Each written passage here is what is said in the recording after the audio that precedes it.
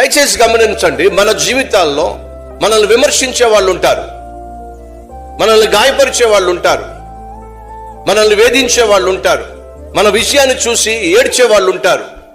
నువ్వు కొంచెం బరువు పెరిగావనుకోండి తిండిపోతీవు అంటారు, కొంచెం బరువు తగ్గుతున్నావు అనుకోండి నీకు రోగం వచ్చింది అంటారు, నువ్వు కష్టపడి ఫలించావనుకోండి కాలం కలిసి వచ్చింది అంటారు, ఎగ్జామ్స్ నువ్వు పాస్ అయ్యావు అనుకోండి లక్కు కుదిరింది అంటారు, చక్కగా డ్రెస్ వేసుకున్నావు అనుకోండి సోగ్గాడు అంటారు, నువ్వు సరిగా బట్టలు వేసుకోదు అనుకోండి బట్టలు వేసుకోవడం చేత కాదంటారు.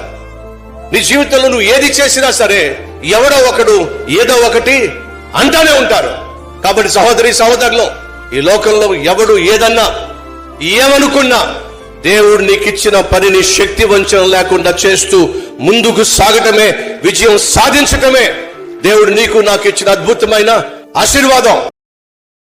Download ShareChat.